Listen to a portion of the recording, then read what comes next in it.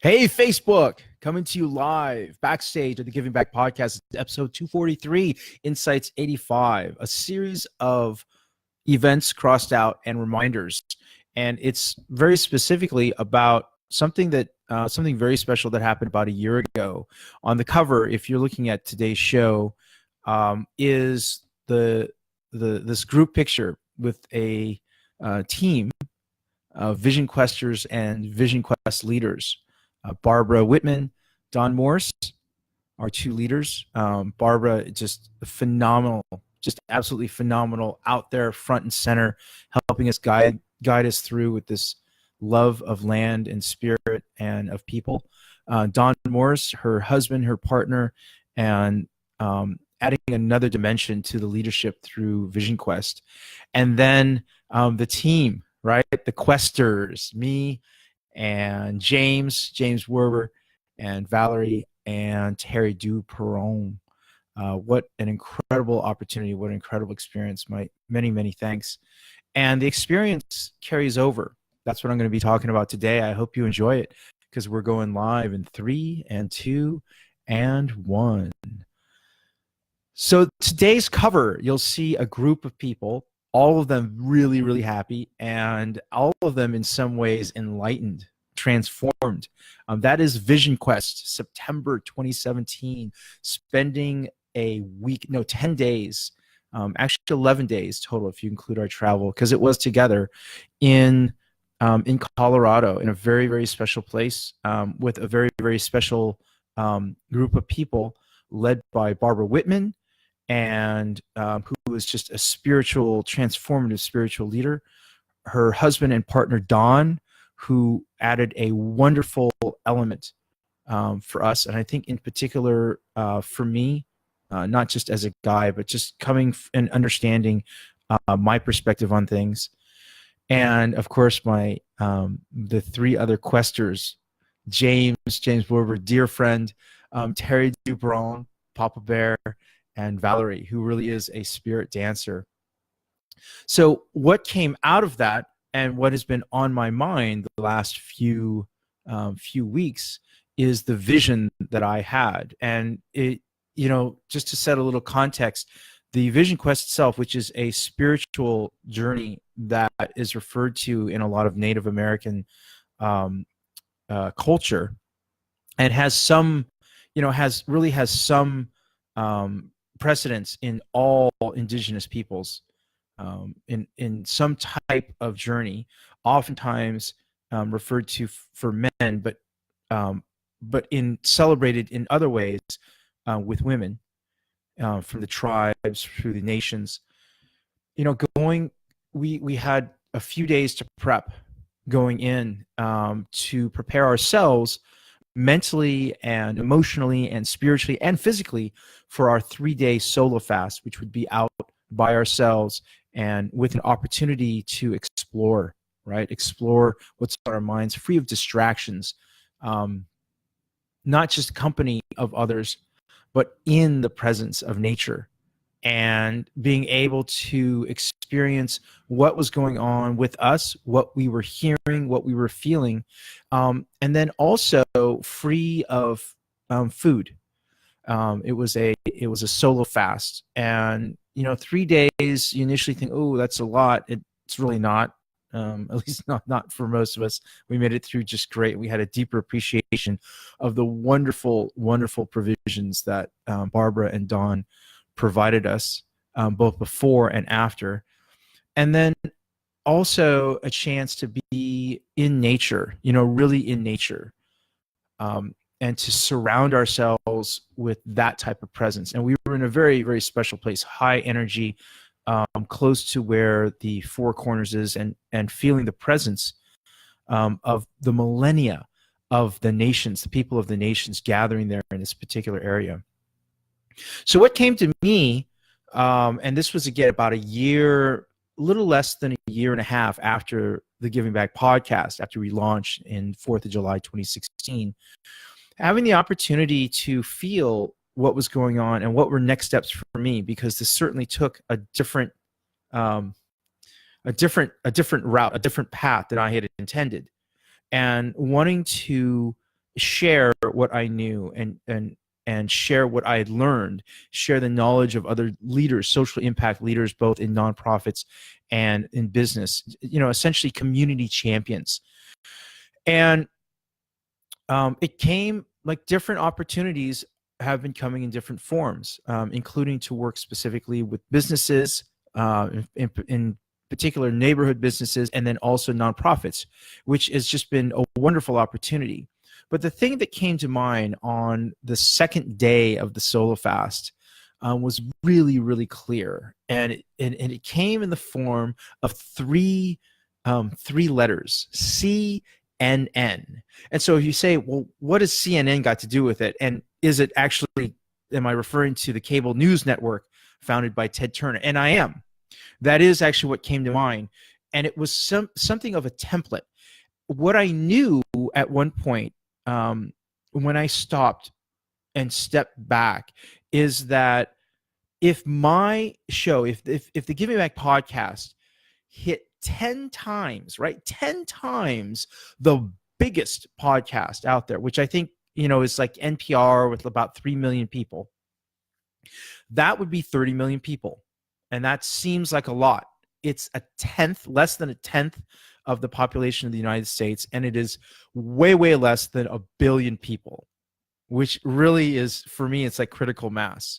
It's not an ego thing. It's thinking about when it hits that level, what are the ripple effects, and needing to reach that many people to inspire them, not only to consider, but then to take action, right? That's what I'm thinking about in terms of 1 billion. I thought, wow, I can't get there like that.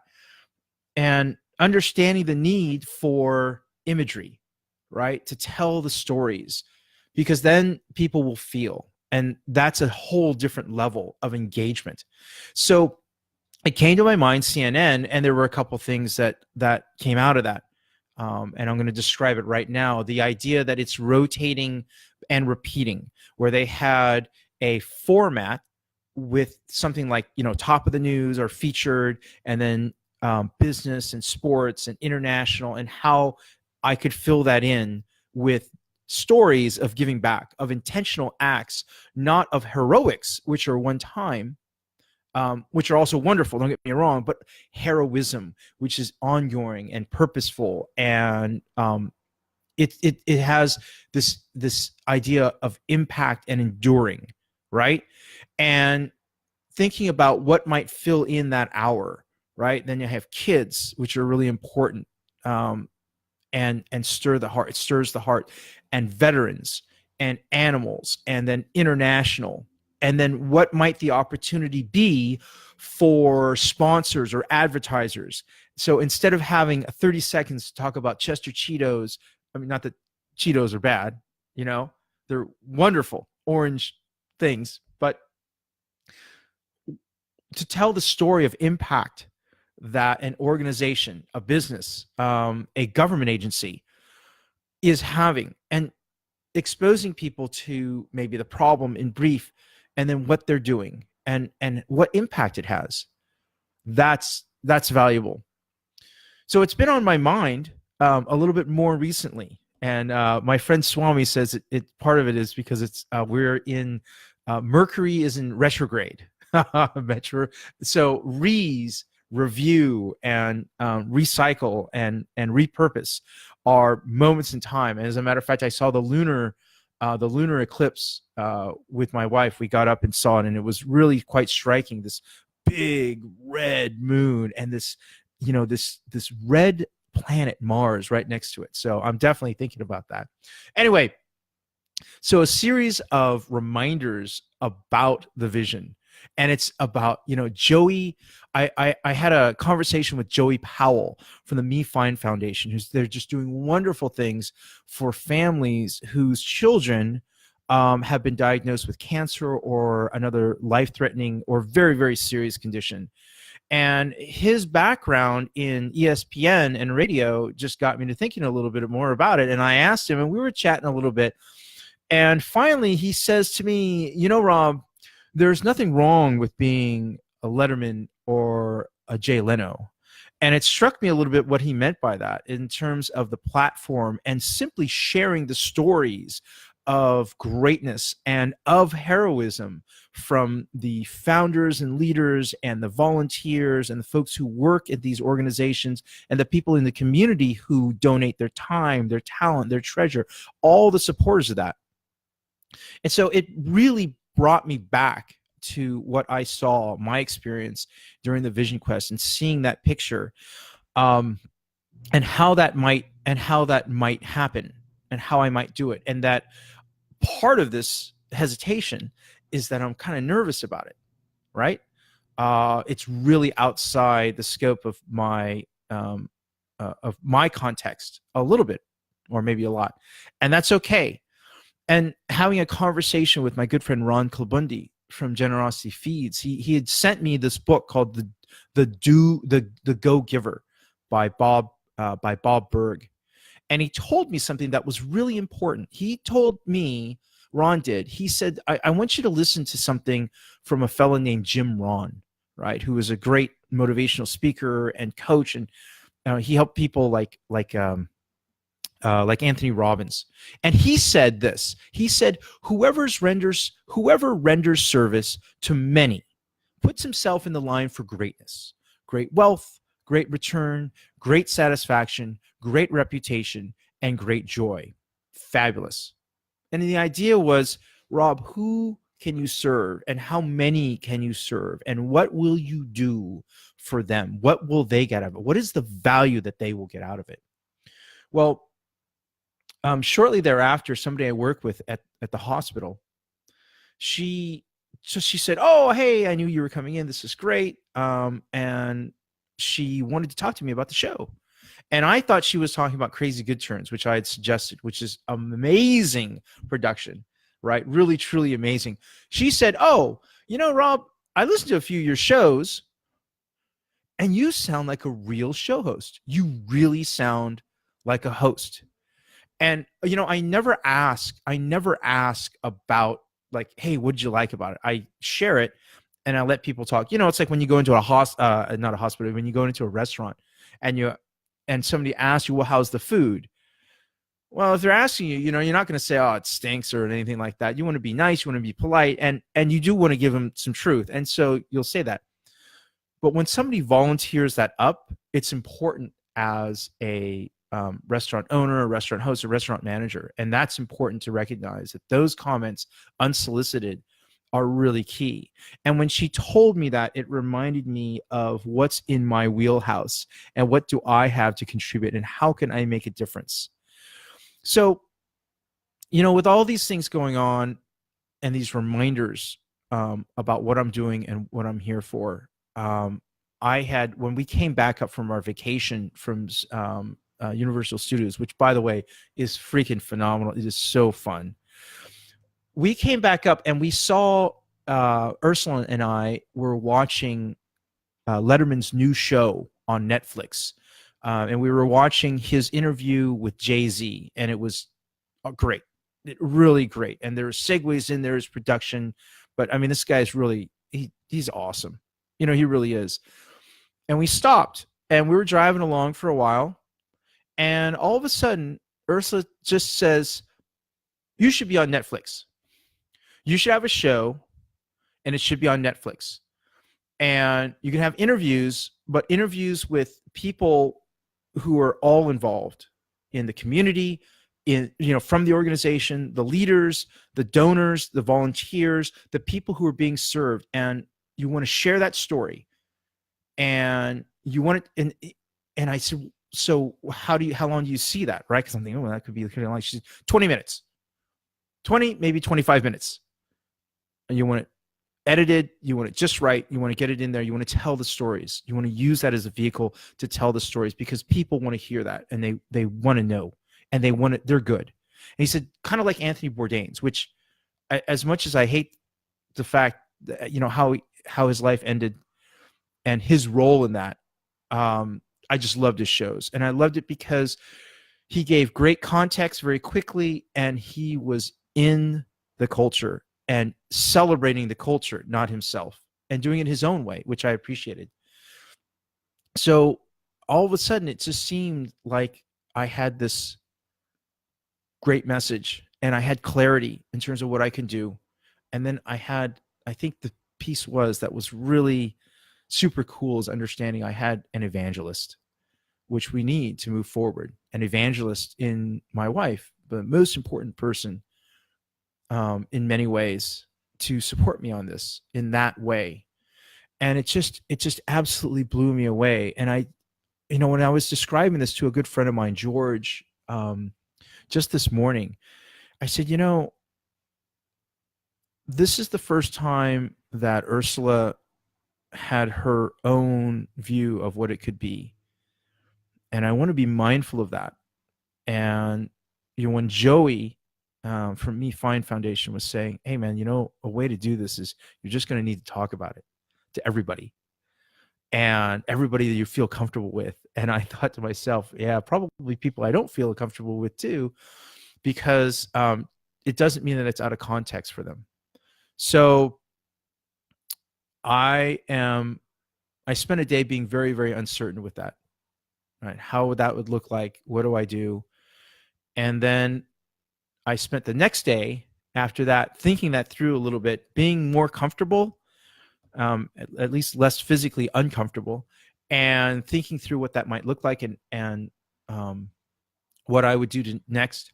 And then I spent today, this morning, with George talking about it, and right now with you talking about it.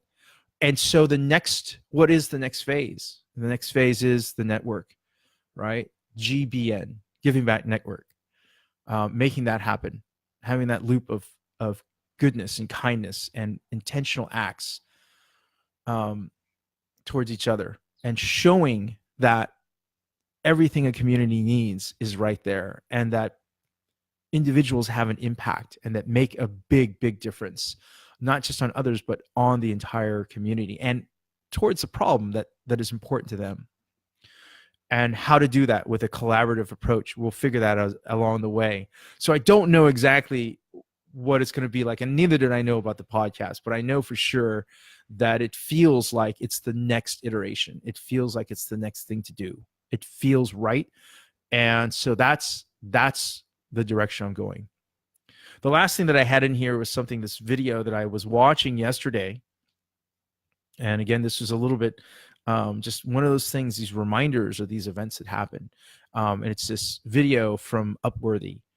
They loaded up called Claire's Last Days. It's a really wonderful reminder. It's a young lady who is terminal, not congestive heart failure. It's oh my gosh, it's a lung condition, and I'm sorry I can't remember it, but she's not struggling. She is fully living her life, doing the things that are important to her. And it's every day it's around her and her family and what it means. And every day she's doing the best to remind herself how beautiful this life is and what she can do. So onward, progress, not perfection. Thank you so much for joining today. Remember, always err on the side of love and kindness. Until the next time, love and gratitude. So thank you everybody for listening. Nancy and Swami and Anna and Daryl, thank you for joining today. I appreciate it. It's been, just wonderful. And I want to let you know that you three people and many, many others, including Barbara and Dawn and James and Terry and Valerie, getting to this point right now is so cool. It's so freaking hard, and I'm so scared because I don't know what it'll be. But I know this for sure, that part of it is the opportunity to take what I've learned personally and put my faith behind that and take action towards that. And the biggest thing is that when we know what we want and we know it's of great service, then the universe is going to give us what we need. Our creator, whatever name that you give him, her, or it, the source, there is a plan. Nothing is coincidence. And it wouldn't throw us out throw us challenges unless we were ready and able to meet them. So I'm going to give it my best shot. Looking forward to having you on there. It's going to be fantastic. Thank you so much. Love and kindness. Until the next time.